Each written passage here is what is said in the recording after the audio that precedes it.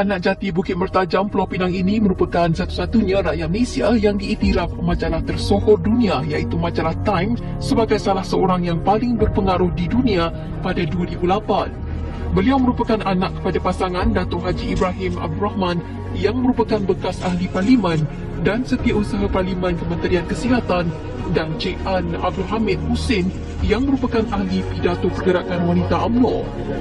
26 Februari 1980, beliau berkahwin dengan Datin Seri Dr. Wan Azizah Datuk Ismail yang merupakan seorang penuntut Royal College of Surgeons Dublin, Ireland yang kemudiannya bertugas di klinik mata di Hospital Universiti Petaling Jaya. Perkahwinannya mereka dikurniakan dengan 6 cahaya mata. Anak sulung beliau Nurul Izzah yang pernah dilantik sebagai ahli Parlimen Lembah Pantai Kuala Lumpur dan Permatang Pauh Pulau Pinang. Datuk Seri Anwar mendapat pendidikan awalnya di Bukit Mertajam Boys School dan kemudiannya di Maktab Melayu Kuala Kangsar MCKK sebelum melanjutkan pelajaran tinggi di Universiti Malaya dalam pengajian Melayu Sastra pada 1967. Perjalanan politik beliau bermula sebagai salah seorang pengasas organisasi Angkatan Belia Islam Malaysia ABIM. Pada 1968 hingga 1971, beliau dilantik sebagai Presiden Kesatuan Pelajar Islam Malaysia dan juga Presiden Majlis Belia Malaysia MBM. Beliau kemudiannya dipenjarakan di Kamunting, Perak buat kali pertama selama 20 bulan di bawah Akta Keselamatan Dalam Negeri ISA kerana terlibat dalam pergerakan pelajar pada 1974 selepas mengetuai demonstrasi pelajar terhadap kemiskinan dan kelaparan di kawasan luar bandar. Selepas dibebaskan, beliau mengambil keputusan mengejut untuk menyertai UMNO pada 1981 yang ketika itu diketuai oleh Tun Mahathir selaku Perdana Menteri yang keempat. Kerjaya politiknya berkembang cemerlang kemudiannya dan setahun selepas menyertai UMNO, beliau dilantik sebagai Menteri Kebudayaan, Belia dan Sukan pada 1983. Pada 1984, beliau mengetuai Kementerian Pertanian Malaysia sebelum menjadi Menteri Pendidikan pada 1986. Ketika itu beliau berkemungkinan besar akan dilantik timbalan Perdana Menteri setelah memegang portfolio Menteri Pendidikan.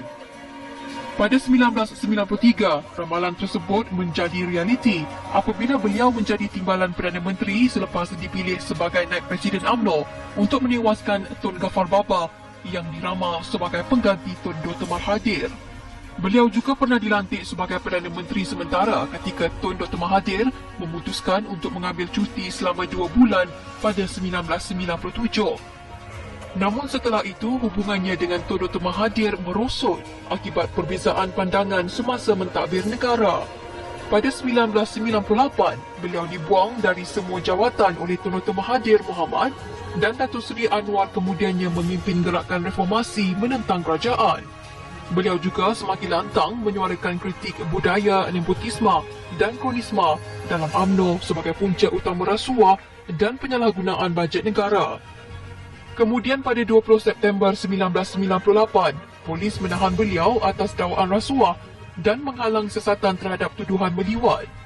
Pada 1999, beliau dijatuhkan hukuman penjara 6 tahun kerana didapati bersalah atas kesalahan penyalahgunaan kuasa. 2 bulan kemudian, beliau dijatuhi hukuman kedua selama 9 tahun kerana didakwa melakukan kesalahan di luar tabi'i liwat. Bagaimanapun pada 2004, Mahkamah Persekutuan Malaysia menggugurkan sabitan kesalahan liwat terhadapnya dan dikeluarkan pada 2 September kerana pihak pendakwa raya gagal mengemukakan bukti kukuh tanpa sebarang keraguan bahawa perbuatan meliwat tersebut telah berlaku. Pada November 2006, beliau mengumumkan untuk bertanding di Parlimen pada pilihan raya 2008. Selepas 10 tahun tidak menceburi bidang politik, 29 November 2009, beliau kembali ke Parlimen sebagai tetamu menemani isterinya, Datin Seri Dr. Wan Azizah Wan Ismail, wanita pertama mengetuai Parti Pembangkang. Datuk Seri Anwar menjadi anggota Parlimen selepas memenangi pilihan raya di Permatang Pauh pada Ogos 2008 selepas peletakan jawatan isterinya. Namun beliau didakwa meliwat pembantunya Muhammad Saiful Bukhari pada 2008 dan bagaimanapun tuduhan itu dibatalkan oleh Mahkamah Tinggi Kuala Lumpur pada 2012 kerana hakim memutuskan bukti DNA dan kes itu diragui kesahihannya. 7 Mac 2014, Mahkamah Rayuan membatalkan keputusan Mahkamah Tinggi dan sekali lagi beliau kembali didakwa kes liwat. Oleh itu, beliau dijatuhkan hukuman penjara 5 tahun pada 2015 di penjara Sungai Buloh.